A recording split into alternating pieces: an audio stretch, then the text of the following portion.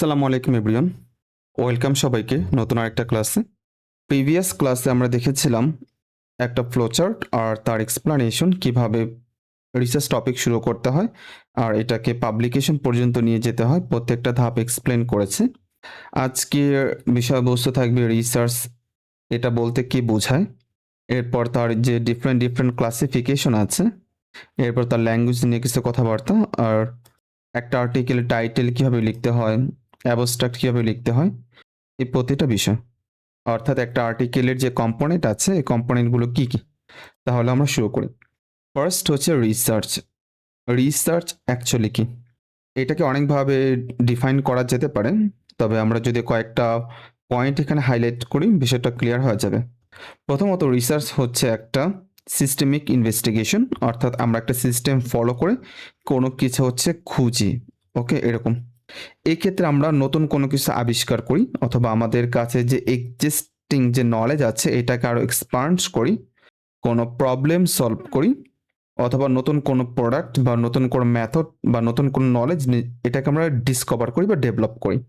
এইটাই হচ্ছে মূলত রিসার্চ। অর্থাৎ এটাকে আমাদের একদম বইয়ের ভাষায় বলার চাইতে আমরা এই কয়েকটা পয়েন্ট যদি মনে রাখি তাহলে হয়ে যাবে, কারণ আমরা প্রত্যেকটা ক্ষেত্রে এই জিনিসগুলো ফলো করি। অ্যাগেন এটা হচ্ছে একটা সিস্টেমেটিক ইনভেস্টিগেশন বা সিস্টেম ফলো করে হচ্ছে কোনো একটা কাজ করি, এটা কোনো কিছু খুঁজে বের করি, এক্ষেত্রে নতুন কোনো নলেজ আমরা ডিসকভার করি অথবা নতুন কোনো প্রোডাক্ট ডেভেলপ করি, অথবা আমাদের যে এক্সিস্টিং নলেজ আছে বা এক্সিস্টিং মেথড আছে এই জিনিসটাকে আরও ডেভেলপ করি, কোনো প্রবলেম হচ্ছে সলভ করি। এটাই হচ্ছে রিসার্চ। এরপর রিসার্চের ক্লাসিফিকেশন। এখানে আরেকটা কথা একটু বলে দিই, এই যে সিস্টেমেটিক ইনভেস্টিগেশন এটা আসলে অনেক গুরুত্বপূর্ণ। আপনি যদি কোনো একটা কাজ করেন বাট আপনি যদি কোনো সিস্টেম ফলো না করেন তাহলে কিন্তু প্রবলেম। দ্যাট মিনস অবশ্যই আপনাকে একটা সিস্টেম ফলো করতে হবে, র্যান্ডমলি কোনো কিছু করা যাবে না। সাপোজ আপনি যে মেথডটা ফলো করছেন ওই মেথড ফলো করে কাজ করতে হবে, এখানে অন্য কোনো কিছু ইমপ্লিমেন্ট করার সুযোগ নেই। যদি আপনি করেন তাহলে রেজাল্ট মিলবে না, আপনার যে ডিজায়ার প্রোডাক্ট আছে এটা আপনি পাবেন না। দ্যাটস আপনাকে একটা সিস্টেম ফলো করতে হবে। এরপর যদি বলি ক্লাসিফিকেশন, আমরা কয়েকটা বিষয়ের উপর ভিত্তি করে ক্লাসিফাই করতে পারি। সাপোজ হচ্ছে পারপাসের উপর ভিত্তি করে ক্লাসিফিকেশন, অর্থাৎ এটাকে আমরা দুই ভাগে ভাগ করি, একটা হচ্ছে বেসিক রিসার্চ আর একটা হচ্ছে applied research. Basic research depends on the theoretical issue, অর্থাৎ থিওরির উপরে বেস করে আমরা যে রিসার্চটা করি এটা হচ্ছে আমাদের বেসিক রিসার্চ। আর অ্যাপ্লাইড রিসার্চ এক্ষেত্রে মূলত আমরা এক্সপেরিমেন্টাল বেশ কিছু ওয়ার্ক করি এটা, অর্থাৎ যদি থিওরিটিক্যালের উপর বেস করে আমরা কোনো রিসার্চ করি এটা হচ্ছে বেসিক রিসার্চ এইটা। আর যদি আমরা কোনো কিছু অ্যাপ্লাই করি, কোনো প্রবলেম সলভ করি বা কোনো এক্সপেরিমেন্টাল ওয়ার্ক করি, সো এইটাকে আমরা বলতে পারি অ্যাপ্লাইড রিসার্চ, অর্থাৎ কোনো কিছু আমরা অ্যাপ্লাই করছি এখানে। সাপোজ একটা এক্সাম্পল যদি দিই, এখানে যেমন রিভিউ আর্টিকেল এটা হচ্ছে একটা বেসিক রিসার্চ বলতে পারি। আর আর আমরা যদি বলি অ্যাপ্লাইড রিসার্চ যেটা আমরা ল্যাবে মূলত কাজ করি, এটা আবার অনেকভাবে ডিফাইন করা যেতে পারে। এরপর মেথডের উপর ভিত্তি করে আমরা তিন ভাগে ভাগ করতে পারি। একটা হচ্ছে কোয়ান্টিটেটিভ রিসার্চ, কোয়ালিটেটিভ রিসার্চ আর একটা হচ্ছে মিক্সড রিসার্চ। কোয়ান্টিটেটিভ রিসার্চ এই ক্ষেত্রে আমরা নাম্বার নিয়ে কাজ করি, অর্থাৎ স্ট্যাটিস্টিক্যাল যে রিসার্চগুলো হয় এটা হচ্ছে কোয়ান্টিটেটিভ রিসার্চ। অর্থাৎ এই ক্ষেত্রে আমরা একটা ভ্যালু পাই, যেমন 20 মিলিগ্রাম 30 মিলিগ্রাম এই ধরনের যে ভ্যালু পাই, একটা নাম্বার পাই, ওইটা হচ্ছে কোয়ান্টিটেটিভ রিসার্চ। অর্থাৎ যে রিসার্চের মধ্যে নাম্বার রিলেভেন্ট, ওকে, নাম্বার উপর বেস করে আমরা রিসার্চ করি বা আমরা নাম্বারটাকে জেনারেট করি বা আউটপুট পাই, এটা হচ্ছে কোয়ান্টিটেটিভ রিসার্চ। আরেকটা হচ্ছে কোয়ালিটেটিভ রিসার্চ, এটা হচ্ছে নাম্বারের সাথে সম্পর্কিত না, এটা হচ্ছে বিভিন্ন ফ্যাক্টের সাথে রিলেভেন্ট, বিভিন্ন অ্যানালাইসিস, অবজারভেশন, এক্সপেরিয়েন্স, পার্সপেক্টিভ, বিভিন্ন যে ঘটনা এইটার সাথে রিলেভেন্ট, এটা হচ্ছে কোয়ালিটেটিভ রিসার্চ। আরেকটা হচ্ছে মিক্সড, অর্থাৎ দুইটা মিক্সড করে যদি আমরা রিসার্চ করি এটা হচ্ছে এটা হচ্ছে মিক্সড রিসার্চ আর কি। এরপর বেসড অন ডাটা সোর্স, এটার উপর ডিপেন্ড করে দুভাগে করতে পারে, একটা হচ্ছে প্রাইমারি রিসার্চ আর একটা হচ্ছে সেকেন্ডারি রিসার্চ। প্রাইমারি রিসার্চ যেটা আমরা ল্যাবে কাজ করি, আমরা নিজেরা ডাটা জেনারেট করি বা নিজেরা ডাটা পাই, আমরা ল্যাবে যে ধরনের কাজই করি না কেন সবগুলি হচ্ছে প্রাইমারি রিসার্চ। একইভাবে আমরা বায়োইনফরমেটিক্স বলি, এরপর ড্রাগ ডিজাইন বলি, জিনোমিক সিকোয়েন্স অ্যানালাইসিস বলি, ল্যাবে কাজ বলি, প্রত্যেকটাই হচ্ছে এই যে এটা প্রাইমারি রিসার্চ। বা আমরা যারা ডক্টর, হসপিটালে কাজ করি। হসপিটাল থেকে আমরা ডাটা কালেক্ট করি from the patient in the hospital. So এটাকে আমরা বলতে পারি প্রাইমারি রিসার্চ, অর্থাৎ আমরা নিজেরাই ডাটাটাকে কালেক্ট করি, জেনারেট করি, এটা নিজেরা অ্যানালাইসিস করি, এক্সপেরিমেন্ট করি, সব কিছু। আর সেকেন্ডে রিসার্চ হচ্ছে আমি সরাসরি কাজ করবো না, যারা কাজ করেছে তাদের থেকে নিয়ে আমরা কাজ করব। এটা হচ্ছে সেকেন্ডারি রিসার্চ। যেমন ধরেন আপনি যদি কোনো রিভিউ আর্টিকেল লেখেন বা সিস্টেমেটিক রিভিউ লেখেন, এটা কিন্তু সেকেন্ডারি রিসার্চ হবে, এটা কিন্তু প্রাইমারি রিসার্চ হবে না। সো দুই ধরনের বেনিফিট আছে। এরপর এখানে একটা গ্রাফ আছে, আপনারা একটু দেখে নিন। এরপর হচ্ছে language guideline for writing the article, অর্থাৎ আপনি যখন একটা আর্টিকেল লিখতে যান ডেফিনেটলি আপনাকে একটা প্যাটার্ন ফলো করতে হয়, স্পেশালি ফর দ্য ল্যাঙ্গুয়েজ। ওকে, আমরা জানি কয়েক ধরনের ল্যাঙ্গুয়েজ মূলত একটা, বাট এটার কয়েকটা টোন আছে, অ্যাকসেন্ট আছে। যেমন একটা হচ্ছে ব্রিটিশ, একটা হচ্ছে আমেরিকান। সো ব্রিটিশটাকে আমরা বলতে পারি ইউকে ইংলিশ যেটা, আর আমেরিকান বলি ইউনাইটেড স্টেট অফ আমেরিকা, যেটাকে আমরা ইউএস ইংলিশ বলি বা আমেরিকান ইংলিশ বলি। এখন কথা হচ্ছে আপনি যখন পেপার লিখবেন আপনি কোনটা ফলো করবেন। এছাড়াও কিন্তু আমরা জানি ক্যানাডিয়ান, তার একটা আলাদা টোন আছে, অস্ট্রেলিয়া তার একটা আলাদা টোন আছে, ইন্ডিয়ান বা পাকিস্তান টোনও কিন্তু আমরা ডিফারেন্সিয়েট করতে পারি। বাট আমরা ওয়ার্ল্ড ওয়াইড যেহেতু দুইটা অ্যাকসেপ্টেবল, ইউকে আর ইউএসএ, সো আমরা এই দুইটার যে কোনো একটা ইউজ করব, তাহলে কিন্তু হয়ে যাবে। এর কারণ হচ্ছে এখানে এসে আপনি বেশ কিছু ডিফারেন্স পাবেন, যেমন স্পেলিং ডিফারেন্স, তাদের উচ্চারণ, প্রোনাউন্সিয়েশন, ফনেটিক্স, টোন ডিফারেন্ট, এগুলো হচ্ছে পাবেন, দ্য অ্যাকসেন্ট ডিফারেন্ট পাবেন। দ্যাটস ওয়াই এই দুইটা আমরা কনসিডার করবো, একটা হচ্ছে ইউএস, একটা হচ্ছে ইউকে ইংলিশ।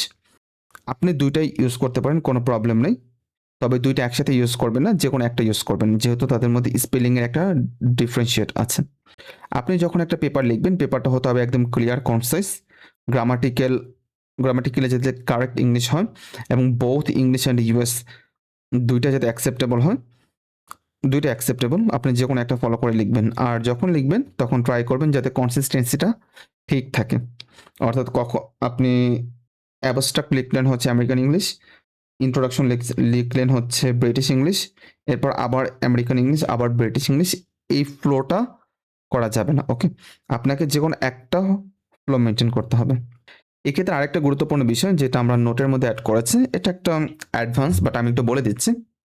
যখন আমরা 2021 বা 22 থেকে কাজ শুরু করি, তখন একটা প্রবলেম আমরা অনেক বেশি ফেস করেছিলাম, যে যেহেতু আমরা নেটিভ ইংলিশ না, দ্যাটস ওয়াই আমাদের পেপার কোয়ালিটি বা ইংলিশ রাইটিং খুব একটা খারাপ বা খুব একটা ভালো এমন না, মানে মাঝামাঝি ছিল আর কি। তখন আমাদের জার্নাল থেকে বলা হচ্ছিল যে আপনারা যদি চান আপনাদের ইংলিশটাকে ইমপ্রুভ করতে পারেন, অর্থাৎ ইংলিশ এডিট করাতে হবে। কিভাবে করাবো? অনেক জার্নাল আছে, তাদের পেইড সার্ভিস আছে, ওই জায়গা থেকে নিতে পারেন। যদি আমরা নেই তাহলে আর্টিকেলের কোয়ালিটি খুব ভালো হবে। জার্নাল থেকে হচ্ছে রেকমেন্ড করতে, আপনি ওই জার্নাল আছে বা ওই পাবলিশার আছে, তাদের আন্ডার থেকে এটা করে নিয়ে আসেন। তখন তারা খুব সুন্দর করে এটা করে দিত, তার বিনিময়ে আমাদের টাকা দিতে হতো। সাপোজ আমরা প্রায় 20,000 টাকা, 25-30,000 টাকা দিতাম একটা আর্টিকেলের ইংলিশ এডিট করার জন্য। তখন ওই কোম্পানির যে রাইটার আছে, যারা কিনা খুব এক্সপার্ট এই ফিল্ডের মধ্যে, তারা পেপারটাকে এডিট করতো। এখন কথা হচ্ছে যে শুধুমাত্র নেটিভ ইংলিশ হলে ইংলিশ ভালো এডিট করতে পারবে এমনটা না, কারণ এখানে অনেকগুলো ফ্যাক্টর ডিপেন্ড করে। সাপোজ আপনারা জানেন যে যারা নাকি বাইরের দেশে থাকে, আমেরিকান বা হচ্ছে ব্রিটেন, তাদের অধিকাংশ মানে সবাই তো 100% তার ইংলিশে কথা বলতে পারে, কিন্তু সবাই কিন্তু এক্সপার্ট না, রাইট? যে হচ্ছে মুদি দোকানে কাজ করে সে কিন্তু ইংলিশ পারে, বাট তাকে যদি একটা আর্টিকেল ধরিয়ে দেওয়া হয় আর যদি বলা হয় যে আপনি ইংলিশ এডিট করে দেন, সে কি এটা করতে পারবে? অ্যান্সার হচ্ছে না, সে এটা পারবে না, কারণ তার ভাষার দক্ষতা আছে কিন্তু তার এই ফিল্ডে তিনি এক্সপার্ট না। কারণ আমরা জানি প্রত্যেকটা সাবজেক্টের কিন্তু স্পেশাল কিছু টার্মিনোলজি থাকে। যেমন আমরা যদি বলি মেটাস্টেসিস কিন্তু মেটাস্টেসিসই থাকবে, এটা হচ্ছে relevant to the cancer. Okay, so এই ধরনের বেশ কিছু টার্ম আছে, যেমন সিএনএস বলতে আমরা সেন্ট্রাল নার্ভাস সিস্টেম বুঝি, পিএনএস বলতে পেরিফেরাল নার্ভাস সিস্টেম বুঝি, ডিএনএ বলতে কি বুঝি? ডিঅক্সি রাইবোনিউক্লিক অ্যাসিড, আরএনএ বলতে রাইবোনিউক্লিক অ্যাসিড। এখন কথা হচ্ছে কেউ যদি এই বিষয়টা না জানে, সে কি বুঝতে পারবে যে ডিএনএ বলতে কি বোঝাচ্ছে? সে মনে করবে এটা তো কোনো ওয়ার্ড না, এটা তো মনে হয় একটু মানে স্পেলিং মিস্টেক, সেটা কেটে দিবে। দ্যাটস ওয়াই আমাদেরকে এনশিওর করতে হবে এমন একজনকে দিয়ে এটাকে ইংলিশ এডিট করানো যে এই বিষয়ে এক্সপার্ট। বাট যখন আমরা কোনো একটা কোম্পানিকে হায়ার করি, তারা এটা করে দেয়, তখন তারা তাদের যে বেস্ট এমপ্লয়ার আছে তাকে এখানে অ্যাসাইন করে two edit the article. Okay, so এটা একটা স্পেশাল কেস, জার্নাল যদি রিকোয়ারমেন্ট করে আপনাকে এটা করতে হবে, কোনো অপশন নাই। আর যদি আপনারা না চান তাহলে আপনাকে নিজে এডিট করতে হবে, দ্যাটস ওয়াই এটা একটা বিগ ইস্যু। তবে সব জার্নাল বলে না, কিছু কিছু জার্নাল বলে, আগে অনেক বলতো, এখন জিনিসটা অনেক কমে গেছে। হয়তো এখন আমাদের মানে লেখার মান অনেক বেড়েছে, দ্যাটস ওয়াই জার্নালটা বলে না, বাট প্রিভিয়াসলি যদি বলি 2021-22-এর দিকে, তখন তারা বলতো। ইভেন আমরা অনেকগুলো আর্টিকেল এটা করিয়েছি। আর এখানে আপনি যদি ইংলিশ এডিট করতে চান, বেশ কয়েকটা বিষয় আপনার খেয়াল রাখতে হবে, যেমন টোন অ্যান্ড স্টাইল কি, এটা ফর্মাল হতে হবে, ন্যাচারাল হতে হবে, আনবায়াসড হতে হবে, থার্ড থার্ড পার্সন প্রেফারেন্স। এই যে এখানে বেশ কিছু এক্সাম্পল আমরা দিয়েছি, এগুলো আপনাকে একটু খেয়াল করতে হবে। যেমন আপনি কখন আই বা উই হিসেবে লিখতে পারেন না, সেক্ষেত্রে আপনাকে বলতে হবে দি স্টাডি বা দি অথর বা দিস রিসার্চ বা দিস ইনভেস্টিগেশন, এরকম করে মেনশন করতে হবে। এরপর উই ফাউন্ড আউট, এর পরিবর্তে আপনাকে লিখতে হবে দি রেজাল্ট ইন্ডিকেট। তারপর হচ্ছে আপনি ব্যাড, গুড এই ধরনের ওয়ার্ডগুলো ইউজ করতে পারবেন না। এরকম বেশ কিছু নিয়মকানুন দেওয়া আছে, এক্সাম্পল আকার দেওয়া আছে, আপনারা একটু দেখবেন। আর রেজাল্ট সেকশন অবশ্যই পাস্ট টেন্সে লিখবেন, আর কখনো পাস্ট, কখনো ফিউচার, কখনো প্রেজেন্ট টেন্স, এগুলো মিক্সড করলে হবে না। এই বিষয়গুলো একটু খেয়াল রাখতে হবে। এখানে এক্সাম্পল দিয়ে বোঝানো আছে, একটু কাইন্ডলি দেখে নিন, কারণ এগুলো ডিটেলসে বলতে গেলে অনেক সময় লাগবে। এরপর যখন আমরা প্যারাফ্রেজ করবেন, কয়েকটা বিষয় একটু খেয়াল করবেন, দেখবেন যে এখানে মিলিগ্রাম পার লিটার আছে, আর একটা হচ্ছে মিলিগ্রাম পার লিটার, কোনটা লিখবেন, কিভাবে লিখবেন, এটা এখানে বলে দেওয়া আছে। অনেক সময় আপনারা লিখবেন যে সিম্বল লিখবেন, কিন্তু এটা যখন প্যারাফ্রেজ করবেন এটা হচ্ছে কেটে যাবে। এই বিষয়গুলো আপনাকে খেয়াল রাখতে হবে। যেমন আমরা মাইক্রো লিটার যখন আমরা লিখি, তখন মাইক্রোন এটাকে আমরা একটা স্পেশাল সিম্বল দিয়ে প্রকাশ করি, এক্সপ্রেস করি, ডিনোট করি। এখন আপনি যদি এটা না দিয়ে অন্য একটা কিছু দেন, তাহলে তো প্রবলেম। আর অনেক সময় দেখা যায় এটা যখন প্যারাফ্রেজ করবেন এটা কেটে যাবে, তো আপনাকে ম্যানুয়ালি ঠিক করতে হবে। এই বিষয়গুলো একটু খেয়াল রাখা, ভোকাবুলারি দিকে একটু খেয়াল রাখা। এরপর হচ্ছে সাইটেশন রেফারেন্স, আপনাকে যে কোনো একটা স্টাইল ফলো করতে হবে, এপিএ অথবা IEEE, যে কোনো একটা ফলো করবেন, এটা মিক্সড করা যাবে না। আপনি যদি এননোট সফটওয়্যার ইউজ করেন, সেক্ষেত্রে অটোমেটিক্যালি এটা একটা প্যাটার্নে চলে আসে। আমরা আমাদের যত কাজ সবগুলো আমরা এননোট সফটওয়্যার ইউজ করি, যার কারণে এটা নিয়ে আমাদের কোনো প্রবলেম হয় না। যাক, এই বিষয়গুলো আপনাদেরকে আমি দেখাবো। আমি আজকে খুব ফাস্ট কথা বলবো, কারণ আমাদের অনেকগুলো টপিক কভার করতে হবে, আদারওয়াইজ আমরা শেষ করতে পারবো না। এরপর হচ্ছে কমন ল্যাঙ্গুয়েজ ডিফিকাল্টিস, যেমন হচ্ছে অ্যাভয়েড করতে হবে নর্মালাইজেশন, যে ওভার ইউজ। আপনি একটা জিনিস বারবার ইউজ করুন, বিষয়টা এরকম না, আপনাকে একটু চেঞ্জ আনতে হবে। এরপর হচ্ছে চেক করবেন প্লাগারিজম, এটা তো কমন ইস্যু। এরপর হচ্ছে ফ্লো অ্যান্ড কোহেশন, আপনারা যারা IELTS প্রিপারেশন নিয়েছেন তারা এটার সাথে পরিচিত, হয়তো আপনাদের অবশ্যই ফ্লো অ্যান্ড কোহেশন এই জিনিসটাকে মেনটেন করতে হবে। অর্থাৎ আপনি প্রথমে একটা ইনফরমেশন লিখলেন, এরপর যখন আরেকটা লিখবেন, এরপর যখন আরেকটা লিখবেন, এই যে সিকোয়েন্স, সেক্ষেত্রে আপনাকে কি করতে হবে, প্রথমে ধরুন হাউএভার ইউজ করলেন, বা কখনো মোরএভার ইউজ করতে হবে, কখনো বিপরীত লিখতে গেলে ইন কন্ট্রাস্ট এটা ইউজ করতে হবে, কখনো ইন সামারি ইউজ করতে হবে, কখনো ফার্দার মোর ইউজ করতে হবে, কখনো অ্যাডিশনাল ইউজ করতে হবে, কখনো ইন অ্যাডিশন ইউজ করতে হবে। এই যে লিঙ্কিং ওয়ার্ড, অর্থাৎ একটা সেন্টেন্সের সাথে আরেকটা সেন্টেন্সের যে আপনি লিঙ্ক করাবেন, এই বিষয়গুলোকে হচ্ছে খেয়াল রাখা। সবগুলো কিন্তু ল্যাঙ্গুয়েজের পার্ট। এরপর হচ্ছে প্রুফ রিডিং অ্যান্ড পলিশিং, অবশ্যই আপনাকে এই দিকে খেয়াল করতে হবে। এরপর হচ্ছে আর্টিকেল ফরম্যাট। একটা আর্টিকেলের মধ্যে অনেক কিছু থাকতে পারে, তবে মোটামুটি যেগুলো সবগুলোর মধ্যে পাওয়া যায় তার একটা ওভারভিউ এখানে ট্রাই করেছেন। প্রথম হচ্ছে আর্টিকেলের অথর নাম থাকবে, আর প্রথম তো আর্টিকেল টাইটেল থাকবে, এটা তো আমরা সবাই জানি। এরপর হচ্ছে অথর সেকশন থাকবে, এখানে অথর নাম আর অথর অ্যাফিলিয়েশন থাকবে। এরপর আর্টিকেলের ভিতর বেশ কিছু জিনিস থাকবে, যেমন এখানে টাইটেল থাকবে, তারপর হচ্ছে অ্যাবস্ট্রাক্ট থাকবে, কিওয়ার্ড থাকবে, মেন বডি থাকবে, মেন বডির ভিতরে এগুলো থাকবে। This is specially for research article and review article and other আর্টিকেলের ক্ষেত্রে আমরা এইটা ফলো করি না, আমাদের এখানে অন্য একটা স্ট্রাকচার ফলো করি। যেমন প্রথম টাইটেল থাকবে, অ্যাবস্ট্রাক্ট থাকবে, কিওয়ার্ড থাকবে, এবং ম্যাক্সিমাম টাইমে একটা গ্রাফিক্যাল অ্যাবস্ট্রাক্ট থাকবে। কখনো কখনো হাইলাইট থাকতে পারে, ডিপেন্ড করে, জার্নাল আপনাকে বলবে। বিশেষ করে আপনি যখন এলসিবিআর কোনো একটা জার্নাল পেপার পাবলিশ করতে যাবেন, তারা আপনাকে বলেই দিবে যে আপনি এখানে হাইলাইট অ্যাড করেন। যদি বলে দেয় আপনি এটা অ্যাড করবেন হাইলাইট। হাইলাইট জিনিসটা কি? হাইলাইট হচ্ছে জাস্ট 4টা বা 5টা লাইন অ্যাড করবেন একদম শর্ট করে, যেটা পুরো আর্টিকেলটাকে রিপ্রেজেন্ট করবে। এরপর হচ্ছে ইন্ট্রোডাকশন থাকবে, মেথড থাকবে। মেথড কখনো থাকতে পারে, নাও থাকতে পারে, ডিপেন্ড করে। জার্নাল আপনাকে বলে দিবে যে আপনি মেথড সেকশনটা অ্যাড করেন, তবে নর্মালি আমরা মেথড এটাকে অ্যাড করি না। এরপর লিটারেচার রিভিউ একটা সেকশন থাকবে। সেকশন বলতে এটা এরকম না যে একটা সেকশন করে দিচ্ছি লিটারেচার রিভিউ, পুরোটাই হচ্ছে লিটারেচার রিভিউ থাকবে বডির ভেতরে। সো এটা এই জিনিসটাকে মেনশন করা হচ্ছে। এরপর কনক্লুশন থাকবে, আরেকটা হচ্ছে ফিউচার ডিরেকশন বা ফিউচার পার্সপেক্টিভ। আপনাদেরকে লাস্ট ক্লাসে আমি বলেছিলাম যে ফিউচার ডিরেকশন বা ফিউচার পার্সপেক্টিভ এই জিনিসটার ভিতরে আমরা রিসার্চ গ্যাপ খুঁজে পাই, অর্থাৎ আমরা কিভাবে বুঝি যে এই আর্টিকেলটা লিখলে এটা পাবলিশ হবে, কারণ আমরা এই জায়গা থেকে ইনফরমেশনটা খুঁজে পাই। অর্থাৎ ফিউচার আপনি কি নিয়ে কাজ করবেন বা কি নিয়ে কাজ করার সম্ভাবনা আছে আর কি, বা করা যেতে পারে, এই ধরনের একটা প্রেডিকশন এখানে দেওয়া থাকে। সো আপনি যদি এটা পড়েন ডেফিনেটলি আপনি কিন্তু খুঁজে পাবেন। এরপর হচ্ছে লিস্ট অফ রেফারেন্স, যেখানে পুরো আর্টিকেলের একটা লিস্ট অফ রেফারেন্স থাকে। এখানে 100, 200, 300 রেফারেন্স থাকতে পারে। তবে এখন জার্নালগুলো তারা সাজেস্ট করে প্রায় 100টার মতো রেফারেন্স দিতে, অতিরিক্ত রেফারেন্স ইউজ না করতে। কারণ আপনি যত বেশি রেফারেন্স ইউজ করবেন তত অ্যাকচুয়ালি প্রবলেম এটা। যেমন আগে আমরা যখন আর্টিকেল লিখতাম প্রায় 300, 350, 400 রেফারেন্স অ্যাড করতাম। এতে আর্টিকেল বেশ বড় হতো, অনেক জটিল হতো, আর আর্টিকেল হ্যান্ডেল করা খুব কঠিন হতো। কারণ কি, আর্টিকেলে যত বেশি রেফারেন্স হবে তত হচ্ছে প্রবলেম। কারণ আমরা জানি একটা রেফারেন্সের মধ্যে কয়েকটা পার্ট থাকে। এখানে ইস্যু নাম্বার থাকে, এখানে হচ্ছে অথর নাম থাকে, এখানে টাইটেল থাকে, এখানে ভলিউম থাকে, এখানে যদি কোনো স্পেশাল ইস্যু থাকে ওইটা থাকে। অর্থাৎ একটা রেফারেন্সের ভিতর অনেকগুলো পার্ট থাকে।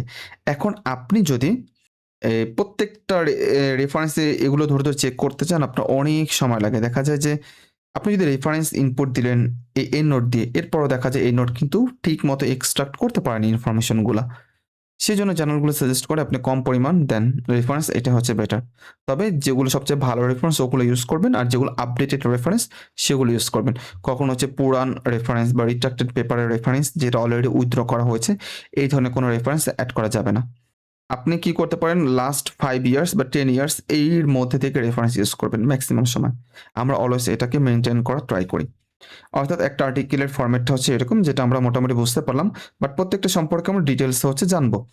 যেমন এখানে হচ্ছে অত ডিটেলস থাকবে আর্টিকেল সেকশন, আর একটা হচ্ছে রেফারেন্স, অর্থাৎ 3টা সেকশন থাকবে মূলত।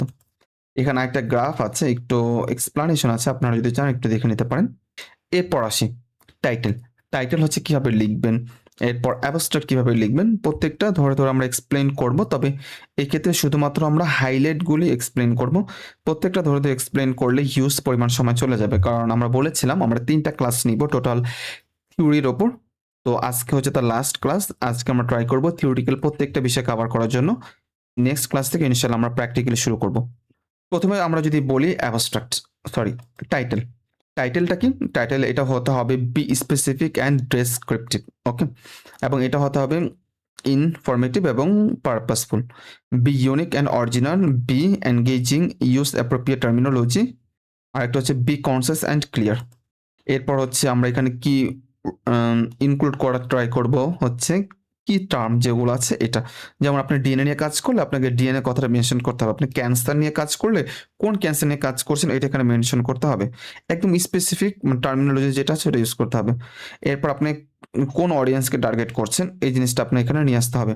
এরপর বি অ্যাকুরেট এবং অনেস্ট, আপনার অবশ্যই এটা অ্যাকুরেট হওয়া লাগবে। এরপর অ্যাভয়েড করতে হবে jargon, reflect on the finding আর কন্ট্রিবিউশন, অর্থাৎ আপনার যে ফাইন্ডিং আছে এটা যাতে বোঝা যায় আর্টিকেলের ভিতরে টাইটেলটা দেখে। এরপর সে কনসিডার করতে হবে tone and style, review and revise করতে হবে, চেক করবেন। এবং ফাইনালি আপনার কত ওয়ার্ডের হবে, যেমন নর্মালি 8 থেকে 15 ওয়ার্ডের ভিতরে একটা টাইটেল হয়, ওকে? কখনো কখনো এর থেকে বেশি হতে পারে, ডিপেন্ড করে। দেখেন এখানে আমি লিখে দিচ্ছি ডিপেন্ড করে। এরপর অ্যাবস্ট্রাক্ট। অ্যাবস্ট্রাক্ট মূলত 200 থেকে 300 ওয়ার্ডের ভিতরে হয় ম্যাক্সিমাম। তবে নর্মালি আমরা দেখি যে 200 থেকে 250 ওয়ার্ডের ভিতরে হয়ে থাকে। তবে আপনি যদি চান 300 ওয়ার্ড পর্যন্ত এটাকে এক্সটেন্ড করতে পারেন, ডিপেন্ড করে। কারণ আমরা তো একটা রেঞ্জ এভাবে বলে দিতে পারি না যে যেটা সব আর্টিকেলের জন্য প্রযোজ্য হবে, কারণ এক একটা রিসার্চ এক একটা ডিরেকশন থেকে হয়ে থাকে। যার কারণে মনে করেন আমরা একটা নিয়ম বেঁধে দিতে পারি না। সাপোজ আমি যদি বলি এখানে 300 ওয়ার্ডের মধ্যে হতে হবে, এখানে যদি 302টা ওয়ার্ড হয় তাহলে কি এটা করা যাবে না? অবশ্যই করা যাবে, ওকে? আমরা এখানে বলছি সর্বনিম্ন কত, 200, কিন্তু দেখা গেছে যে এটা হতে পারে 180, 170, 190 হতেই পারে। তার মানে এটা ডিপেন্ড করে আর্টিকেলের যে স্ট্রাকচার ওইটার উপর, অর্থাৎ তার কি নিয়ে কাজ করেছে এটার উপর। এখন আমরা যদি অ্যাবস্ট্রাক্ট লিখতে চাই কিভাবে লিখবো? প্রথম হচ্ছে যে টপিকটা নিয়ে লিখতে চান বা আর্টিকেল থেকে কাজ করেছেন ওইটার একটা ইন্ট্রোডাকশন বা ব্যাকগ্রাউন্ড হচ্ছে দিবেন। এরপর আপনার যে পারপাস বা অবজেক্টিভ এটা আপনি দিবেন। এরপর মেথড আপনি দিবেন, কোন মেথড আপনি এখানে অ্যাড করেছেন, কোন মেথডে কাজ করেছেন এটা দিতে হবে। এরপর রেজাল্ট সেকশন নিয়ে কথা বলতে হবে। দেন হচ্ছে ডিসকাশন করবেন আপনার এক্সিস্টিং লিটারেচারের সাথে, আপনার যে লিটারেচার একটা কম্পারিজন করা ট্রাই করবেন এখানে। এরপর আপনার কাজের যে ইমপ্লিকেশন অর সিগনিফিকেন্স এইটা আপনাকে অ্যাড করতে হবে। এরপর হচ্ছে কনক্লুশন, অ্যাড করতে হবে। অর্থাৎ এই স্ট্রাকচার আপনার ফলো করবেন to write a abstract, write an abstract, okay? এরপর tips for writing effective abstract. আপনি যদি একটা ভালো অ্যাবস্ট্রাক্ট লিখতে চান, বেশ কয়েকটা বিষয় আপনাকে খেয়াল করতে হবে। যেমন এটা হতে হবে বি কনসাইজ। আপনি আজে-বাজে কথা এখানে লিখবেন না, যেহেতু ওয়ার্ডের একটা লিমিটেশন আছে। এরপর ইউজ করতে হবে ক্লিয়ার ল্যাঙ্গুয়েজ। একদম ক্লিয়ার ল্যাঙ্গুয়েজ ইউজ করবেন। কখনো জটিল সেন্টেন্স বা জটিল ওয়ার্ড এখানে নিয়ে আসবেন না। এমনভাবে লিখবেন যাতে হচ্ছে সবাই বুঝতে পারে। আর অলওয়েজ ট্রাই করবেন এটাকে পাস্ট টেন্সে লেখার জন্য, কারণ অ্যাবস্ট্রাক্ট আমরা জানি একদম লাস্টে লেখা হয়। যেহেতু লাস্টে লেখা হয়, আপনার সব কাজ শেষ, আপনি কোনটা কতটুকু পরিমাণ ইউজ করছেন, কতটুকু ডাটা আপনি কালেক্ট করছেন, সবগুলো যেহেতু অতীতের কাজ, দ্যাটস আপনাকে এটা পাস্ট টেন্সে লিখতে হবে। এরপর অ্যাভয়েড করতে হবে সাইটেশন। আপনি কখনো হচ্ছে এখানে সাইটেশন ইউজ করতে পারবেন না। বাট এক্সেপশন দেখবেন আমার ইউটিউব চ্যানেলে আমাদের কয়েকটা ভিডিও দেওয়া আছে, ওইখানে আপনাদের এক্সেপশন আমরা দেখিয়েছি যে অ্যাবস্ট্রাক্টের মধ্যে তারা সাইটেশন ইউজ করেছে। ইভেন অ্যাবস্ট্রাক্টের মধ্যে তারা ভিডিও ইউজ করেছে। এটা ডিফারেন্ট কেস, ওকে? এটা হতে পারে। আমরা আমাদের যে ইউটিউব চ্যানেল আছে ওইখানে অ্যাড করে দিয়েছি ওই বিষয়গুলো যেগুলো এক্সেপশনাল। আরেকটা হচ্ছে রিভাইস অ্যান্ড এডিট আপনাকে করতে হবে। এরপর কিওয়ার্ডস। কিওয়ার্ড কিভাবে লিখবেন? নরমালি কিওয়ার্ড আপনার ৩টা থেকে ৬টা হয়। নরমালি আমরা ৫টার মধ্যে কিওয়ার্ড অলওয়েজ অ্যাড করি। কখনো ৬টা হতে পারে। তবে ৩টার নিচে কখনো কিওয়ার্ড হয় না। নরমালি আপনার ৪টা, ৫টা, ৬টা এই রেঞ্জের মধ্যে থাকে কিওয়ার্ড। কিওয়ার্ড কি? যখন আপনি একটা আর্টিকেল সার্চ করবেন তখন কিওয়ার্ডটা আসলে খুব গুরুত্বপূর্ণ। যেমন আপনি ক্যান্সার বা হচ্ছে টিউমার, ওকে? সাপোজ আপনি ক্যান্সার নিয়ে কাজ করেছেন। তো আমরা জানি ক্যান্সারটাকে যদি ২ ভাগে ভাগ করে, একটা বিনাইন টিউমার আর একটা হচ্ছে ক্যান্সার, তাই না? বা ম্যালিগন্যান্ট। অর্থাৎ যখন আপনাকে যদি বলি যে এদের মধ্যে পার্থক্য কি?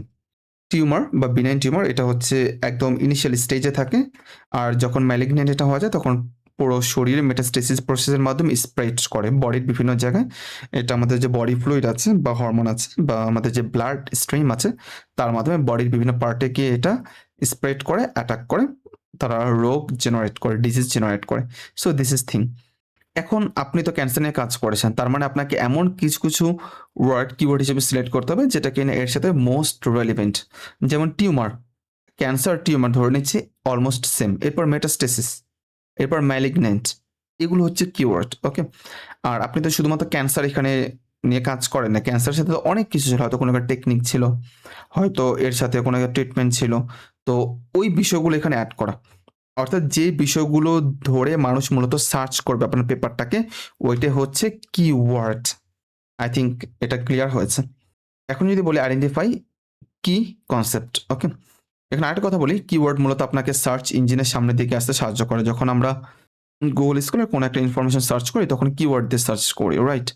আপনার কিওয়ার্ড যত বেশি ভালো হবে তত আপনার পেপারটা সামনের দিকে চলে আসবে, আপনার পেপার তত বেশি মানুষ পড়বে, আর তত হচ্ছে আপনি আপনার পেপারে সাইটেশন হচ্ছে বাড়বে। So this is thing. এখন দেখেন এখানে যে প্রথম পয়েন্ট আমরা কি লিখেছি, আইডেন্টিফাই কি কনসেপ্ট যেটা আছে এটা। এরপর ইউজ স্পেসিফিক টার্ম, একদম স্পেসিফিক এটা ইউজ করতে হবে। এরপর ইনক্লুড করেন synonyms or variant, okay? Synonyms and variant আপনি ইউজ করবেন। ইউজ স্ট্যান্ডার্ড নোমেনক্লেচার, অ্যাভয়েড করবেন রিডান্ডেন্সি। অর্থাৎ আপনি ক্যান্সার লিখবেন, টিউমার লিখবেন, দরকার নাই। কারণ ক্যান্সার এবং টিউমার দুইটা সেম জিনিস, যে কোনো একটা আপনি লেখেন। কারণ আপনি টোটাল লিখতে পারবেন ৫টা থেকে ৬টা। আপনি যদি এর মধ্যে রিপিটেশন করেন তাহলে তো ঝামেলা। এরপর বি কনসিয়াস, ডেফিনিটলি এটা কনসিয়াস হতে হবে, একটা ওয়ার্ডের হতে হবে বা ২টা ওয়ার্ড অনেক সময় হতে পারে। কিন্তু আপনি এখানে কখনো সেন্টেন্স লিখতে পারবেন না। নরমালি ৩টা থেকে ৬টা ওয়ার্ডের হয়। এরপর কনসিডার করেন রিলেটেড ফিল্ড। আপনি যে ফিল্ডে আছেন ওই ফিল্ডের থেকে আপনি ওয়ার্ডগুলোকে চুজ করবেন। যেমন আপনি কাজ করতেছে ক্যান্সার নিয়ে, কখনোই তো আপনি এখন কম্পিউটার সায়েন্সের কোনো ওয়ার্ড এখানে নিয়ে আসবেন না, রাইট? আপনি কাজ করতেছেন নিউরোসায়েন্স নিয়ে, অবশ্যই আপনি নিউরোসায়েন্সের রিলেভেন্ট ওয়ার্ড নিয়ে আসবেন। এরপর আপনি কাজ করছেন ডায়াবেটিস নিয়ে, ডায়াবেটিস মেলাইটাস। সো এই রিলেভেন্ট আপনি কিওয়ার্ডগুলো নিয়ে আসবেন, আদার সোর্স থেকে হচ্ছে নিয়ে আসবেন না। এরপর লিটারেচার রিভিউ অ্যান্ড, ওকে, এরপর literature review and guidance, use control vocabulary optional এবং প্রায়োরিটাইজ ইম্পর্টেন্ট কনসেপ্ট। আপনাকে একটা কথা বলি, এখানে অনেকগুলো নিয়ম দেওয়া আছে, সবগুলোই যে সব সময় সব পেপারের জন্য ইউজফুল বিষয়টা ওরকম না। এখানে আছে মনে করেন ১০টা নিয়ম, হয়তো আপনার ক্ষেত্রে ৪টা, ৫টা, ৬টা কাজে লাগবে, বাকিগুলো হয়তো অন্য কারো আবার অন্য কোনো পেপারের জন্য কাজে লাগবে। তাই এখানে অনেক নিয়ম দেখে অরিড হওয়ার কোনো কিছু নেই। এখন দেখেন কয়েকটা এক্সাম্পল আমরা দিয়েছি, যেমন বায়োলজি। বায়োলজির সাথে যদি বলি, জিন এক্সপ্রেশন আছে, ডিএনএ সিকোয়েন্স আছে, এগুলো আছে। দেখেন জিন এক্সপ্রেশন বা ডিএনএ সিকোয়েন্স, এটার সাথে যদি আরেকটা জিনিস অ্যাড করি, যেমন সেন্ট্রাল ডগমা, রাইট? বা আমরা বলতে পারি ডিএনএ রেপ্লিকেশন, ট্রান্সক্রিপশন, ট্রান্সলেশন। দেখেন এগুলো কিন্তু সবগুলো বায়োলজি রেলিভেন্ট। এগুলো কি আমরা ইঞ্জিনিয়ারিং এখানে ইউজ করতে পারবো? পারবো না। এরপর সোশিওলজিতে ইউজ করতে পারবো? পারবো না। অর্থাৎ বায়োলজিক্যাল টার্ম হচ্ছে এগুলো। বা পিএনএস, সিএনএস, এগুলো আমরা এখানে ইউজ করতে পারি। বা সেরিব্রো স্পাইনাল ফ্লুইড, যেটা হচ্ছে আমাদের ব্রেনের মধ্যে যে ফ্লুইডটা থাকে, যার ভিতরে আমাদের ব্রেনটা ভাসমান অবস্থায় থাকে। So this is called cerebro spinal fluid. Cerebro spinal fluid, এটাকে সংক্ষেপে যেটা হয় ওইটা আমরা চাইলে এখানে লিখতে পারি বা পুরোটা লিখতে পারি। প্রত্যেকটা কিন্তু বায়োলজিক্যাল রেলিভেন্ট। ওকে, এরপর হচ্ছে সাইকোলজির জন্য কিছু আছে, যেমন মেন্টাল হেলথ আছে, এরপর বিহেভিয়ারাল থেরাপি আছে, কগনিটিভ সাইকোলজি আছে। এখন এখানে আরো বেশ কিছু আমরা টার্মিনোলজি চাইলে অ্যাড করতে পারি, বেশ কিছু রোগের নাম এখানে অ্যাড করতে পারি, যেমন অ্যালজাইমার ডিজিজ, পার্কিনসন ডিজিজ, যেগুলো হচ্ছে এটার সাথে রিলেভেন্ট। সাইকিয়াট্রিক ডিজিজ আমরা বলতে পারি, মাল্টিপল স্ক্লেরোসিস বলতে পারি, তারপর স্কিজোফ্রেনিয়া আছে, ডিমেনশিয়া আছে, ফেলটি আছে, এই ধরনের ডিফারেন্ট ডিজিজ আছে। সো এগুলো সবগুলো এটার সাথে রেলিভেন্ট। আই থিঙ্ক আপনারা বুঝতে পেরেছেন যে কিভাবে হচ্ছে চুজ করতে হবে। এরপর ইঞ্জিনিয়ারিং এর জন্য দেখেন বেশ কিছু আছে, এক্সাম্পল আছে। এরপর যদি বলি ইন্ট্রোডাকশন কিভাবে লিখবেন? ইন্ট্রোডাকশন লেখার নিয়ম হচ্ছে, প্রথমে আপনি একটা হুক নিয়ে আসবেন যেটার দ্বারা মানুষের অ্যাটেনশন আপনি গ্র্যাব করবেন। ওকে, গ্র্যাব করার জন্য ইন্ট্রোডাকশনের মধ্যে এটাতে শুরু করবেন। এরপর একটা ব্যাকগ্রাউন্ড ইনফরমেশন দিবেন যেটা নিয়ে কাজ করেছেন ওইটা। এরপর state the research problem or question, এটা। এরপর outline the purpose of the objective, আপনি যেটা নিয়ে কাজ করছেন তার অবজেক্টিভটাকে ওইটা লিখবেন। এরপর outline the structure of the article, অর্থাৎ আর্টিকেল স্ট্রাকচার যে জিনিসটা আছে ওইটা এখানে নিয়ে আসা ট্রাই করবেন। এরপর প্রোভাইড করবেন থিসিস স্টেটমেন্ট যদি দরকার হয়, সবগুলো যে দরকার হবে বিষয়টা এরকম না। এরপর scope and organisation, significance of relevance, এরপর হচ্ছে transition of to the main body, revision and polishing. Finally কাজ করা শেষে এটা করবেন। এরপর হচ্ছে কনক্লুড করবেন ইন্ট্রোডাকশন, অর্থাৎ একদম লাস্টের পুরো জিনিসটাকে সামারি করে জাস্ট কয়েকটা লাইন হচ্ছে লিখে দেবেন। এখানে আরেকটা কথা বলি, সবসময় দেখবেন যে ইন্ট্রোডাকশন একদম শেষের দিকে আলাদা করে 2-3 লাইন লেখা থাকে, ওইটার কোনো রেফারেন্স হয় না। এর কারণটা হচ্ছে ওইটা মূলত লেখা হয় পুরো আর্টিকেলের একটা ডেমনস্ট্রেশনের জন্য, অর্থাৎ 2-3 লাইনের মধ্যে আমরা বোঝানো ট্রাই করি যে অ্যাকচুয়ালি আমরা কি নিয়ে কাজ করেছে বা আমাদের ফাইন্ডিংটা কি। এখন এটা লেখার জন্য বেশ কিছু টিপস আছে, যেমন it can be concise and focused হতে হবে, ইউজ করতে হবে আপনাকে clear and straightforward language, হয়তো ইউকে বা ইউএস যে কোনো একটা ফলো করবেন। এরপর মেক ইট এনগেজিং, আপনি বিচ্ছিন্নভাবে কোনো ইনফরমেশন দিবেন না, যেটা আপনার কাজের সাথে রেলিভেন্ট, মোস্ট রেলিভেন্ট ওই ইনফরমেশনগুলোকে এখানে যে সিকোয়েন্সটা আমরা দেখিয়েছি ওই অনুযায়ী হচ্ছে আপনি অ্যাড করা শুরু করবেন। এরপর রিভাইজ করবেন এবং প্রুফরিড করবেন। এরপর হচ্ছে ম্যাথোডোলজি লেখার নিয়মটা যদি বলি, ওভারভিউ করবেন অফ দ্য স্টাডি ডিজাইন, আপনারা কোন ডিজাইন নিয়ে কাজ করছেন, আপনার রিসার্চের ডিজাইনটা কি ছিল, আপনি কি ইন সিলিকো করেছেন নাকি হচ্ছে আপনি ইন ভিভো করেছেন নাকি এক্স ভিভো করেছেন, নাকি আপনি মানে কি করেছেন অ্যাকচুয়ালি, আপনার ডিজাইনটা কি ছিল, এইটা আপনাকে খুব সুন্দর করে এখানে এক্সপ্লেন করতে হবে। যেমন আমি যদি বলি, আমরা যদি এই ল্যাবরেটরির ভিতর কোনো কাজ করি, so this is called in vitro. আমরা যদি অ্যানিমেল বডির ভিতরে কাজ করি, এটা হচ্ছে ইন ভিভো। আমরা যদি অ্যানিমেল বডি থেকে টিস্যু মানে কেটে নিয়ে বা এক্সট্রাক্ট করে বা টিস্যু নিয়ে যদি বাইরে কাজ করি, এটাকে বলা হয় এক্স ভিভো, রাইট? আমরা যদি কম্পিউটারের ভিতরে কোনো কাজ করি, this is called in silico study analysis also. এই যে এই বিষয়গুলো আমরা কোন মেথডে কাজ করছি, আমরা কি এক্ষেত্রে সার্ভে করছি, সার্ভে করলে আমাদের প্যাটার্ন কি ছিল, এরপর আমরা কি সিস্টেমেটিক রিভিউ করছি, যদি সিস্টেমেটিক রিভিউ করছি এক্ষেত্রে আমাদের প্রিজমা একটা ফরম্যাট আছে ওইটা ফলো করতে হয়, ওইটার জন্য আলাদা স্ট্রাকচার আছে, কতগুলো পেপার নিয়েছি, কোন কোন সাল থেকে নিয়েছে, এই যে পুরো যে আপনার স্টাডি ডিজাইন আছে এই জিনিসটাকে এখানে এক্সপ্লেইন করতে হবে প্রপারলি ডিটেইলস, যেহেতু এটা মেথড। অথবা আমি যদি আরো সহজ করে বলি, সাপোজ আপনি কাজ করেছেন যে অ্যান্টিপাইরেটিক নিয়ে, অথবা আপনি অ্যানালজেসিক নিয়ে কাজ করছেন, সেক্ষেত্রে আপনি কি ইউজ করছেন, আপনি কি মাইস ইউজ করেছেন নাকি র্যাট ইউজ করেছেন নাকি গিনিপিগ ইউজ করেছেন নাকি আপনি এই ক্ষেত্রে হচ্ছে র্যাবিট ইউজ করছেন। যেমন আমি আমার প্রজেক্টের সময় র্যাবিট ইউজ করেছিলাম, তারপর হচ্ছে আমি যখন মাস্টার্স করি সেক্ষেত্রে আমি মাইস ইউজ করেছিলাম। এই যে যে ডিফারেন্ট এই বিষয়গুলো হচ্ছে খুব সুন্দর করে নিতে হবে, এখানে লিখতে হবে। এরপর হচ্ছে পার্টিসিপেন্ট অ্যান্ড অব সাবজেক্ট, যেমন আপনি কি নিয়ে কাজ করেছেন, ওইটার সাইজ কতটুকু ছিল, এটা ওয়েট কতটুকু ছিল, কতটুকু পরিমাণ হচ্ছে আপনি নিয়েছিলেন, এই বিষয়গুলো যেমন আমরা যখন নাকি মাইস নেই তখন ওইটা 15 থেকে 20 গ্রাম পর্যন্ত তার ওয়েট হয়ে থাকে। আর র্যাট হচ্ছে গিয়ে মাইসের থেকে আরেকটু বড় সাইজের হয়, যেটাকে আমরা যদি কয়েক মাস যদি রাখি, 1 থেকে 1.5 মাস রাখি, তাহলে এটা সাইজে বড় হয়ে যায়। So this is called rat. ওইটার ওয়েট কতটুকু ছিল, কারণ বডি পার ওয়েট অনুযায়ী আমাদেরকে ড্রাগ ইনজেক্ট করতে হয়, স্যাম্পল খাওয়াইতে হয় মাইস বা যেই অ্যানিমেলের উপর কাজ করছে ওইটা। এটা হচ্ছে আমাদের সাবজেক্ট বা পার্টিসিপেন্ট। এখন এটা ডিপেন্ড করে, আপনি যদি মেডিকেল স্টুডেন্ট হয়ে থাকেন সেক্ষেত্রে আপনার পেশেন্ট, তিনি হচ্ছে আপনার পার্টিসিপেন্ট বা সাবজেক্ট। এরপর হচ্ছে ভ্যারিয়েবল এবং মেজারমেন্ট, যেটা আমরা বলেছি যে আপনি কতটুকু পরিমাণ ইউজ করেছেন তার বডি পার ওয়েট অনুযায়ী। এটা হচ্ছে ভ্যারিয়েবল বা মেজারমেন্ট, এই বিষয়গুলো নিয়ে আসতে হবে। এরপর হচ্ছে প্রসিডিউর, কোন প্রসিডিউর আপনার ফলো করে কাজ করছেন, একটা ওয়ার্ক ফ্লো থাকতে হবে স্টেপ বাই স্টেপ। এরপর ডাটা কালেকশন করবেন। আপনি যে ডাটাগুলো পেয়েছেন আপনার এক্সপেরিমেন্ট থেকে, you need to collect your data from your experiment, then you have to analyse your data, then definitely you must follow the ethical consideration. Okay, ethical যে rules and regulation, এটা suppose if you want to experiment with the animal or the human, definitely you need to take the ethical approval from your hospital and from your lab. Okay, I mean your university. Then you can use this. Otherwise, you can't use, because when you want to submit your paper in a journal, definitely the journal will demand the ethical approval from you. So instantly you need to submit that. Otherwise, your paper will be rejected initially. এরপর যদি বলি যে validity and limitation, definitely when you start our work, we need to valid, okay, and also we need to mention our limitation. কারণ আমরা জানি যখন আমরা কোনো একটা স্টাডি করি বা একটা এক্সপেরিমেন্ট করি, we have a lot of limitation. It can B hour reagent, it can B hour data, it can B hour animal. So আপনার লিমিটেশন কোনটা ছিল ওইটা আপনি এখানে বলবেন, যাতে করে পরবর্তীতে কেউ যখন কাজ করবে ওই জায়গা থেকে একটা রিসার্চ গ্যাপ তার ফাইন্ড আউট করতে পারে। ভ্যালিডিটি কি, সাপোজ আপনি একটা রেজাল্ট পেয়েছেন, এখন ওই রেজাল্টটা কি আপনার রিপ্রোডিউসেবল কিনা এই জিনিসটা খেয়াল করা।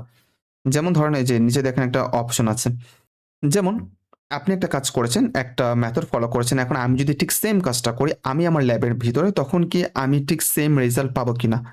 যদি আমরা পাই তাহলে বলবো ওকে আমার রেজাল্টটা হচ্ছে ভ্যালিড আর এটা হচ্ছে গুড। আর যদি এটা না পাই তাহলে বুঝতে হবে যে কারো না কারো মাঝে প্রবলেম হয়েছে আর কি। সো আমাদের এটা কিন্তু ভ্যালিডেশন হয়নি। আরেকটা জিনিস খেয়াল করতে হবে, যখন আপনার ভ্যালিডেশন করবেন, এস্টাবলিশ কোনো কিছু অ্যাগেনস্টে যাচ্ছে কিনা। সাপোজ আমরা জানি যে when we take the paracetamol to relieve the fever, okay, so it's okay because this is establish drug and every doctor prescribes the paracetamol to reduce the fever, we know that. But আমি যদি দাবি করি যে আমি যে ড্রাগটা make করেছি এটা হচ্ছে গিয়ে যে সাপোজ আমি প্রমাণ করে দেখালাম যে প্যারাসিটামল যদি আমি খাই তাহলে এটা রোগকে ভালো করে না, মানে ফিভারটাকে ভালো করে না, বরঞ্চ ফিভারটাকে হচ্ছে বাড়ায় দেয়, তাহলে আমারটা কি ভ্যালিড কিনা। দেখেন ইনিশিয়ালি হচ্ছে আমারটা ভ্যালিড না, কারণ এটা অলরেডি এস্টাবলিশ, ওকে, এটা অলরেডি হচ্ছে এস্টাবলিশ, আর এটার দ্বারা হচ্ছে মানুষ ভালো হচ্ছে এটা প্রমাণিত। এখন আমি যতই বলি এটা কিন্তু হচ্ছে না। হ্যাঁ, যদি আমি ওরকম স্ট্রং কোনো কিছু বের করতে পারি তখন তারা এটাকে আবার টেস্ট করবে, তখন তারা এটাকে কনসিডারেশন নেবে। বাট ইনিশিয়ালি কিন্তু আমারটা রিজেক্টেড, আমরা কিন্তু ভ্যালিডেট না। তার মানে এমন কোনো কিছু আমরা দাবি করতে পারি না যেটা অলরেডি কোনো একটা প্রতিষ্ঠিত জিনিসের অ্যাগেনস্টে চলে যায়। এই বিষয়টাকে হচ্ছে খেয়াল করা। আর এই যে লিমিটেশন যেটা বললাম, আপনার স্টাডির জন্য যে লিমিটেশনগুলো থাকবে ডেফিনেটলি আপনাকে সেটাকে মেনশন করে দিতে হবে, যাতে নতুন রিসার্চার যারা আছে তারা ওইটা নিয়ে কাজ করে যাতে লিমিটেশনটাকে তার ওভারকাম করতে পারে। So it can B one the research gap for the fresher researcher. এরপর যদি বলি স্টেপস ফর রাইটিং, আপনি যখন মেথড লিখবেন it should be clear and specific and অবশ্যই প্রোভাইড করবে এনাফ ডিটেল এবং জাস্টিফাই করবেন ইউর চয়েস, কেন আপনি এই মেথডটা নিয়েছেন, what is the reason behind of this, okay. আরেকটা হচ্ছে অর্গানাইজ করতে হবে লজিক্যালি। মেথড কিন্তু আপনাকে একটা ফ্লো মেনটেন করতে হবে। আপনি কখনো কিন্তু বলতে পারেন না যে আমি এটা করেছি, তারপর এটা করেছি, তারপর এটা করেছি। অর্থাৎ উল্টাপাল্টা randomly এটা করা যাবে না। আপনাকে একটা মেথড ফলো করে এটা করতে হবে। একটা ফ্লো মেইনটেইন করতে হবে যে আপনি কাজ করেছেন। এরপর হচ্ছে রেজাল্ট সেকশন। রেজাল্ট সেকশন অবশ্যই আপনি ক্লিয়ার একটা ইন্ট্রোডাকশন দিয়ে শুরু করবেন। এরপর প্রেজেন্ট করবেন আপনার ফাইন্ডিং, যেটা আপনি আপনার রিসার্চ করে পেয়েছেন, এটা আপনাকে প্রেজেন্ট করতে হবে। এরপর অর্গানাইজ করবেন আপনার রেজাল্ট। এখন কথা হচ্ছে আপনি আপনার রেজাল্টটাকে কিভাবে অর্গানাইজ করবেন। আপনি ভিজুয়ালি এটা অর্গানাইজ করবেন, এটা সবচেয়ে বেটার। আপনি এই ক্ষেত্রে ২ টা জিনিস ইউজ করতে পারেন। আপনি টেবিল ইউজ করতে পারেন, আপনি কোনো ছবি ইলাস্ট্রেশন, ডেমনস্ট্রেশন এটা আপনি ইউজ করতে পারেন, কোনো গ্রাফ ইউজ করতে পারেন টু প্রেজেন্ট ইউর রেজাল্ট। এরপর দেখেন এখানে অলরেডি বলেছি ইউজ করবেন টেক্সট অ্যান্ড ভিজুয়াল। আপনি শুধুমাত্র যদি টেক্সট অ্যাড করেন, ইট ইজ নট গুড। আপনি শুধুমাত্র যদি ডেমনস্ট্রেশন ইউজ করেন, picture image, it is not good. Okay, আপনাকে ২ টা ইউজ করতে হবে। আপনাকে একটা টেবিল দিতে হবে, এরপর আপনাকে একটা ফিগার বা গ্রাফ এটা আপনাকে দিতে হবে। পরে তার এক্সপ্লানেশন হিসেবে নিচে যেটাকে আমরা ফিগার লিজেন্ড বলি, ওইটা আপনাকে অ্যাড করে দিতে হবে। কারণ কেউ ফিগার দেখে হয়তো পুরোটা বুঝবে না, কিন্তু যখন নাকি ফিগারে যেটা দেওয়া আছে ওইটার ডিটেল নিচে দেওয়া আছে ফিগার লিজেন্ড, ওটা যদি পড়ে তাহলে সে ইজিলি হচ্ছে বুঝে যাবে। সো এইভাবে আপনি আপনার রেজাল্টটাকে হচ্ছে ডেমনস্ট্রেট করবেন। এরপর প্রোভাইড করবেন ডেসক্রিপটিভ স্ট্যাটিস্টিক, যেটা আপনাকে বললাম, আপনাকে ওই জিনিসটা এক্সপ্লেন করে বুঝায় দেওয়া লাগবে। এরপর প্রেজেন্ট ইন্টারফারেন্স স্ট্যাটিস্টিক আছে, রিপোর্ট ফাইন্ডিং আছে। এরপর ইউজ সাব হেডিং আছে, যদি দরকার হয় আপনার সাব হেডিং ইউজ করতে পারেন। এরপর প্রোভাইড করবেন কনটেক্সট অ্যান্ড এক্সপ্লানেশন, আপনাকে যেটা বললাম আপনাকে এক্সপ্লেন করে এটা বুঝায় দেওয়া লাগবে। এরপর রেফার করবেন table and figure, be concise and direct, এবং অ্যাভয়েড করবেন হচ্ছে রিপিটেশন। এরপর ইউজ করবেন পাস্ট টেন্স, এটা খুবই ইম্পর্টেন্ট, কারণ যখন আমরা একটা এক্সপেরিমেন্ট করে ফেলি তখন কিন্তু এটা অলরেডি ডান, এটা কিন্তু পাস্ট টেন্সেরই হয়ে যায়, রাইট? দ্যাটস ওয়াই অবশ্যই আপনাদের উচিত পাস্ট টেন্স ইউজ করা, কখনোই এটা প্রেজেন্ট বা ফিউচার টেন্স কিন্তু হবে না, এটা মাথায় রাখবেন। এরপর বি ট্রান্সপারেন্ট অ্যান্ড রিপ্রোডিউসেবল, যেটা আমি বলেছি। এরপর অ্যাভয়েড করতে হবে বায়াস, আপনি এরকম কোনো হাইপোথিসিস দিবেন না যেটা অলরেডি এস্টাবলিশের কোনো কিছুর অ্যাগেনস্টে যায়। এরপর অ্যাকনলেজ করতে হবে লিমিটেশন, আপনার যদি কোনো লিমিটেশন থাকে definitely you need to mention that. এরপর হচ্ছে কনক্লুড করতে হবে ইউর ফাইন্ডিং, আপনি যে ফাইন্ডিংটা পেয়েছেন ওইটাকে খুব সুন্দর করে কনক্লুড করবেন, যাতে করে শেষের ২-১ লাইন পড়লেও অনেকে বুঝে যায়। এরপর হচ্ছে ডিসকাশন। ডিসকাশন এটা একটা লং একটা চ্যাপ্টার, লং চ্যাপ্টার মিনস একটা সেকশন। এটা আসলে খুব গুরুত্বপূর্ণ একটা সেকশন। এখানে আসলে চাইলে আমরা অনেক কিছু অ্যাড করতে পারি। কি, কি অ্যাড করতে পারি? প্রথমে আপনি অ্যাড করবেন হচ্ছে একটা সামারি দিয়ে ফাইন্ডিং এটা। এরপর ইন্টারপ্রেট করবেন আপনার রেজাল্ট। আপনি যে রেজাল্টটা পেয়েছেন এটাকে আপনি ইন্টারপ্রেট করবেন এখানে। এরপর রিলেট করবেন এক্সিস্টিং লিটারেচার। আপনার রেলিভেন্ট যে প্রিভিয়াস পাবলিকেশনগুলো হয়েছে ওইটার সাথে আপনার যে বর্তমান যেটা আছে আরকি, ওইটার একটা মানে কম্পারিজন আপনি এখানে নিয়ে আসবেন। এরপর হচ্ছে ডিসকাস করবেন মেথোডোলজি কনসিডারেশন, কেন আপনি এই মেথডটা চুজ করেছেন, কেন এটা ভালো, কেন এটা খারাপ, এই ধরনের বিষয়গুলো নিয়ে আসতে হবে। এরপর অ্যাড্রেস করবেন unexpected or contradictory result or study limitation. আপনি যদি কোনো কন্ট্রাডিক্টরি রেজাল্ট পান বা আপনার স্টাডি যদি কোনো লিমিটেশন থাকে, আপনাকে এটা লজিক্যালি এক্সপ্লেন করতে হবে। এরপর হচ্ছে কনসিডার করতে হবে অল্টারনেটিভ এক্সপ্লেনেশন, এক্সপ্লোর করতে হবে থিওরিটিক্যাল ইমপ্লিকেশন, আরেকটা হচ্ছে অ্যাড্রেস করতে হবে প্র্যাকটিক্যাল অ্যাপ্লিকেশন। অর্থাৎ আপনার এটার ইম্প্যাক্টটা কি, আপনি যে রিসার্চটা করলেন এর ফলে হচ্ছে কার কি লাভ হবে, অর্থাৎ সোসাইটির কি লাভ হবে বা ওয়ার্ল্ডের কি লাভ হবে, ওই জিনিসটাকে একটু এক্সপ্লেন করা, যাতে আপনার কাজের সিগনিফিকেন্সটা এখানে ফুটে ওঠে। এরপর হাইলাইট করতে হবে আপনার কন্ট্রিবিউশন আর সিগনিফিকেন্স, যেটা আমরা অলরেডি বলেছি। এরপর সাজেস্ট করবেন ফিউচার ডিরেকশন। এই যে বারবার আমি আপনাদেরকে বলছি, যখন আপনারা কোনো একটা রিসার্চ গ্যাপ খুঁজতে চান অবশ্যই আপনাদেরকে এই জায়গা থেকে খুঁজে বের করতে হবে। এটা হতে পারে ডিসকাশন, এটা হতে পারে আপনার কনক্লুশনের লাস্টের দিকে, অথবা ইন্ট্রোডাকশনের লাস্টের দিকে, লাস্টের কয়েকটা লাইন, অথবা অ্যাবস্ট্রাক্টের শেষের কয়েকটা লাইন, অথবা আপনি আলাদা একটা চ্যাপ্টারে হতে পাবেন ফিউচার ডিরেকশন নামে, ওইটা যদি পড়েন সেক্ষেত্রে আপনি এটা পেয়ে যাবেন। বাট আপনি যদি লিমিটেশন পড়েন সেখানে হচ্ছে আপনি পেয়ে যাবেন। সো এরকম বেশ কয়েকটা সাইট আছে একটা আর্টিকেলের ভিতরে, ওই সেকশনগুলোতে আপনি গেলে ডেফিনেটলি পেয়ে যাবেন, কারণ এটা একটা মেজর একটা পার্ট, ডেফিনেটলি এটা অ্যাড করতে হয়। এরপর কনক্লুড করবেন ইয়োর সামারি। ওকে, ফাইনালি যদি বলি conclusion, it's very simple, just summarise করবেন ইয়োর দ্য কি ফাইন্ডিং যেটা আছে এটা, এবং রিপিট করবেন দ্য কোশ্চেন যদি এই ধরনের কোনো কাজ করে থাকেন, বিশেষ করে সার্ভে করার সময় এটা দরকার হয় আমাদের। এরপর ডিসকাস করবেন ইমপ্লিকেশন অফ দ্য ফাইন্ডিং। এরপর রিলেট করবেন এক্সিস্টিং লিটারেচার, অ্যাড্রেস করবেন লিমিটেশন। এরপর অফার করবেন ক্লোজিং থট দিয়ে, এন্ড করবেন একটা স্ট্রং ক্লোজিং স্টেটমেন্ট দিয়ে। সাজেস্ট করবেন ফিউচার ডিরেকশন, যেটা আমি বললাম যে ফিউচার ডিরেকশন এখানে থাকবে। এরপর হাইলাইট করবেন সিগনিফিকেন্স অফ দ্য স্টাডি, অর্থাৎ আপনার আর্টিকেলের বা রিসার্চের সিগনিফিকেন্সটা আসলে কি ওই বিষয়টাকে হাইলাইট করবেন। এরপর হচ্ছে কনক্লুড করবেন উইথ এ স্ট্রং স্টেটমেন্ট, আর একটা করবেন অ্যাভয়েড করবেন। এখানে নতুন করে আর কোনো কিছু ইনফরমেশন অ্যাড করবেন না, কারণ যেহেতু এটা কনক্লুশন, এখানে নতুন কোনো ইনফরমেশন অ্যাড করা যায় না। দ্যাটস ওয়াই অ্যাভয়েড করতে হবে ইন্ট্রোডিউস করতে যে নতুন ইনফরমেশন আছে এটা। এরপর যদি বলে future direction বা future perspective, this is the most important to find out the research gap from the article. Suppose summarize the main finding, এটা আপনি এখানে অ্যাড করবেন। এরপর ডিসকাস করবেন কারেন্ট লিমিটেশন, এরপর আইডেন্টিফাই করবেন রিসার্চ গ্যাপ যেটা আমি বলেছি, এরপর প্রপোজ করবেন নিউ রিসার্চ ডিরেকশন। ওকে, এই যে এগুলো কিন্তু আপনার গুরুত্বপূর্ণ, যেটা থেকে আপনি নতুন রিসার্চ আইডিয়া পাবেন। এরপর কনসিডার করবেন ইমার্জিং ট্রেন্ড অর টেকনোলজিস। এরপর হচ্ছে হাইলাইট করবেন প্র্যাকটিক্যাল অ্যাপ্লিকেশন, অ্যাড্রেস করবেন থিওরিটিক্যাল ইমপ্লিকেশন যেটা আছে এটা, এনকারেজ করবেন ইন্টারডিসিপ্লিনারি কোলাবোরেশন, এমফাসিস করবেন ইম্পর্টেন্স। ওকে, এরপর মেনটেন করবেন রিয়েলিস্টিক এক্সপেকটেশন, অর্থাৎ এমন কোনো একটা কিছু আপনি বলবেন যেটা একটা রিয়েল হয় আর কি, বা রিয়েলিস্টিক হয় এক্সপেকটেশনটা, রাইট? এমন কোনো কিছু আপনি এখানে বলবেন না যেটা অ্যাকচুয়ালি কখনো পসিবল না। এরপর হচ্ছে কনক্লুড করবেন উইথ ফরওয়ার্ড লুকিং স্টেটমেন্ট। এই স্লাইডটা যদি আপনি একটু পড়েন বা এক্সপ্লানেশনগুলো একবার যদি পড়েন, ইনশাআল্লাহ আশা করা যায় আপনাদের জন্য বিষয়টা একদম ক্লিয়ার হয়ে যাবে। আজকের ক্লাস আমরা এখানে শেষ করব, কারণ এরপর থেকে আমরা প্র্যাকটিক্যাল শুরু করবো যেই জায়গা থেকে। আমাকে কাইন্ডলি একটু বলেন তো আজকের ক্লাস নিয়ে কার কোনো প্রবলেম আছে বা কোনো প্রশ্ন আছে কোনো বিষয় নিয়ে? এনিওয়ান? কারো কোনো কোশ্চেন আছে? ওকে, মুশফিক কোনো প্রশ্ন আছে? না ভাইয়া। ওকে, এনামুল? সমস্যা নেই ভাইয়া। আচ্ছা ঠিক আছে, তাহলে হচ্ছে ক্লাস আছে না, এটা হচ্ছে আপলোড করে দিব, দিলে তারপর হচ্ছে দেখে নিও। ওকে, আর প্রবলেম থাকলে জানাও। ঠিক আছে ভাইয়া।